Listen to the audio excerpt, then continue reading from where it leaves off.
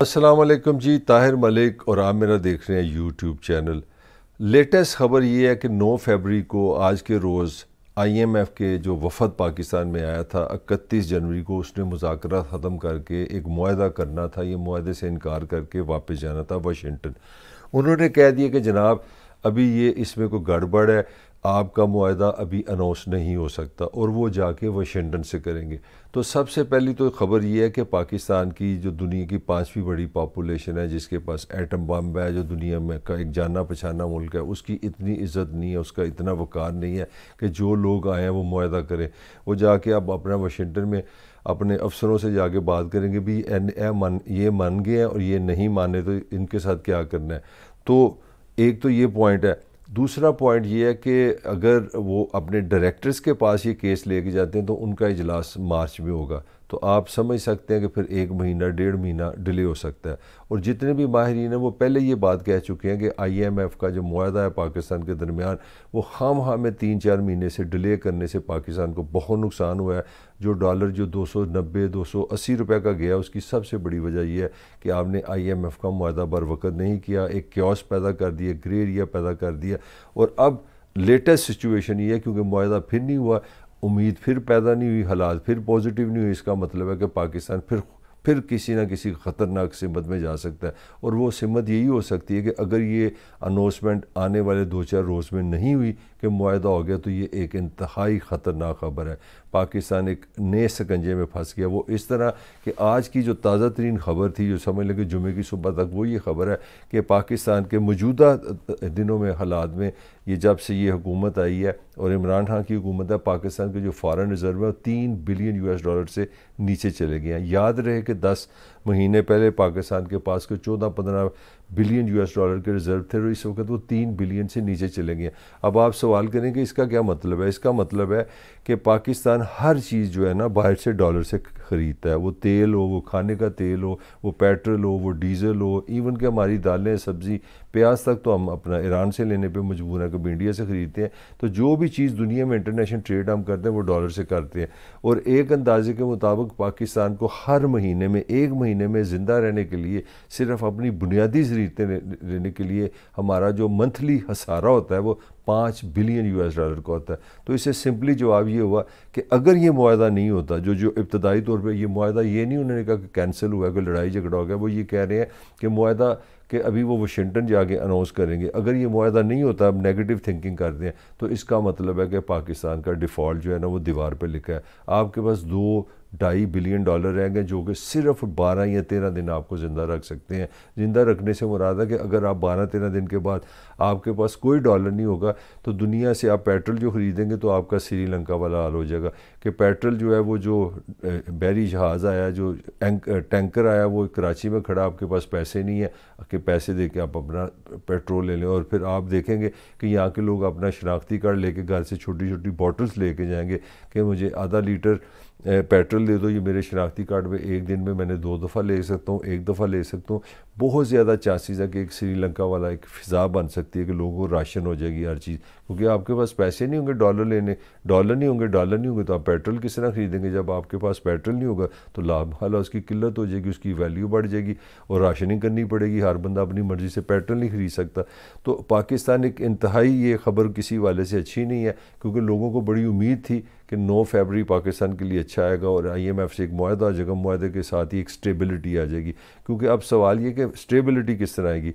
Stability इस तरह से आएगी कि दुनिया का जो एक फ़ाइनेंशियल सिस्टम है उनके लिए वो जनाब वो बड़ा इज़्ज़त से देखते हैं, वो आईएमएफ को बड़ी कदर से देखते हैं कि आप आईएमएफ को अगर नाराज़ करते हैं, अगर आप आईएमएफ के असूल के मुताबिक नहीं चलते तो दुनिया में आपको कोई मुंह नहीं लगाता। अब देखें, अगर आपने बज़ाहिर 1 बिलियन डॉलर आपको देना था, इन्होंने शुरू में आईएफएम में, हो सकता है टोटल ये 5 बिलियन दें या 6 बिलियन दें, मगर उससे भी जो अहम बात है वो ये थी कि जब आपका आईएमएफ से मुआहदा आएगा तो फिर आपको वर्ल्ड बैंक भी पैसे देगा, फिर आपको एशियन बैंक भी पैसे देगा, फिर जो दुनिया के बाकी जो इदारे हैं वो भी आपको पैसे दे देंगे। अब यहाँ तक कि पाकिस्तान में एक बड़ा लफ्ज़ है जी, दोस्त ममालिक। आपको ये पता ही है, ये कोई नई कोई इन्फॉर्मेशन नहीं है, आपको देने लगा कि सऊदी अरब टाइप यूएई टाइप जो पाकिस्तान के अपना एक सही बरादराना जिनसे ताल्लुकात हैं, इंतहाई करीबी ताल्लुकात हैं, उन ममालिक ने भी ये कहा कि जनाब हम आपको पैसे नहीं दे सकते। इसमें चाइना भी शामिल है। वो कहते हैं जनाब पहले आप IMF की शराइत पूरी करें, अपने सिस्टम को दुरुस्त करें, फिर हमारे पास आएँ। तो जो दुनिया का बैनुल अक़वामी मालियाती सिस्टम है वो इतना सख्त हो गया है, उसमें लचक ख़त्म हो गई है, उसमें ज़ातियत ख़त्म हो गई है। तो अगर आप पाकिस्तान के पास जो ऑप्शन है वो यही बनती है कि अगर आप IMF से नहीं मुआहदा करते तो फिर आप डिफ़ॉल्ट पे जाएं। और डिफ़ॉल्ट का मैंने बता दिया, डिफ़ॉल्ट का मतलब ये है कि आपके पास डॉलर है नहीं, आपको कोई पैसे नहीं देगा, डॉलर नहीं देगा, तो आप चीज़ें नहीं ख़रीद सकते। और पाकिस्तान की तो हालत ये है कि हम जो चाय पीते हैं वो डॉलर से हम ख़रीदते हैं। पाकिस्तान की तो हालत ये जो हम पकोड़े खाते हैं या समोसे खाते हैं, जिस घी में खाते हैं वो मलेशिया से आता है। हमारी तो दालें तक हम सुनने में आया कि हम ज़रूरी मुल्क हैं, हमारे यहाँ तो कभी प्याज नहीं मिल रहा होता, कभी टमाटर नहीं मिल रहे होते, वो हमें इंडिया से, वो ईरान से लेना पड़ता है डॉलर में। तो पाकिस्तान एक इंतहाई क्रिटिकल पोजीशन में खड़ा है। ये मुआहदा पाकिस्तान के एक वाले से कहते हैं जी लाइफ लाइन साबित हो सकता है। ये मुआहदा होगा तो वहाँ से पैसे आएंगे तो डॉलर पे प्रेशर कम होगा, पाकिस्तान के अंदर थोड़ी सी सैनिटी आएगी, महंगाई में कमी होगी, डॉलर की क्योंकि वैल्यू इतनी ज़्यादा होगी, हर चीज़ डॉलर प्राइस के साथ चलती है, इसलिए वो ऊपर के ऊपर चली गई है। तो इसलिए इसके साथ ये भी खबर आ रही है कि इसहाक डार साहब ने भी एक प्रेस कॉन्फ्रेंस करनी थी क्योंकि 9 तक उन्होंने रहना था। अब 9 को वो आज के दिन वो पाकिस्तान वापस जाएंगे, 1-2 दिन में वो पहुँचेंगे जाके वाशिंगटन। तो अगर तो उन्होंने इब्तदाई तौर पर अपने जाके जो बड़े अफसर जिनको बोलते हैं उनसे बातचीत की कि भी पाकिस्तान वाले ये माने हैं, पाकिस्तान वाले ये नहीं माने, हम उनको ये दे रहे हैं।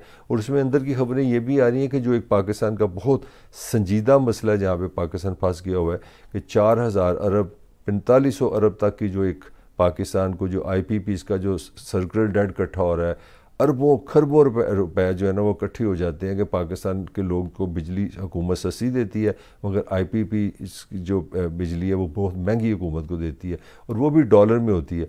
तो पाकिस्तान को तकरीबन 3000-4000 अरब तक साल का ना सिर्फ उनको देना पड़ रहा है इस हुकूमत को। इतना बड़ा बोझ बन गया। वहाँ पर जो अंदर की इतलात आ रही है कि IMF वहाँ को सेटिस्फाई नहीं हुआ क्योंकि वो बड़ा बज़िद है कि जनाब आप ये जो है ना सब्सिडी ख़त्म करें। और हुकूमत के लिए, सियासी हुकूमत के लिए मसला ये है कि वो कहते हैं जी 300 यूनिट तक आप जो लोगों को सस्ती बिजली दे रहे हैं इसको ख़त्म करें। तो हुकूमत पॉलिटिकल है, अच्छी या बुरी, आप उस पर तनकीद कर सकते हैं। हुकूमत को भी इस बात का अंदाज़ा है कि अगर हमने 300 यूनिट तकरीबन 80% पाकिस्तानी इस एवरेज में आते हैं, तो अगर उनकी भी बिजली महंगी हुई तो लोगों की तो जान निकल जाएगी। वो कहते हैं उनकी बया होगी, चीखें निकल जाएंगी, परेशान हो जाएंगे लोग, बेचारे तंग आ जाएंगे, साइकोलॉजिकली टूट जाएंगे, उनके पास ज़िंदा रहने का कोई जवाज़ ही ख़त्म हो जाएगा। तो पाकिस्तान की हुकूमत की शायद कहीं इस जगह पे जाके ना वो पंजाबी जगह अंदर सिंह फंसे हैं। ये हुकूमत चाह रही है कि हम थोड़ा बहुत रिलीफ दें। वो सुनने में आया था कि 200 यूनिट तक वो आ गए हैं, मगर ये चाह रहे हैं कि ये 300 यूनिट वाली सहूलत मिलती रहे ताकि पॉलिटिकली आगे इलेक्शन अगर कराने पड़े तो लोगों तो जूती ही पकड़ लेंगे इस हुकूमत के ख़िलाफ़। तो हुकूमत अपने मसमसे में फंसी हुई है, उसको अगले अपने इलेक्शन नज़र आ रहे हैं, IMF के अपने मुफादात हैं, वो अपने सिस्टम में देखते हैं। वो इस चीज़ पर बड़े नाला है कि आप हमसे उधार लेके सब्सिडीज़ देते हैं, लोगों को चीज़ें सस्ती दे देते हैं, फिर और कर्ज़ा लेके फिर अगला कर्ज़ा लेते हैं जी हमने कर्ज़ा उतारना है। आप क्यों लोगों को सस्ती बिजली देते हैं, आप लोगों को सस्ती गैस क्यों देते हैं?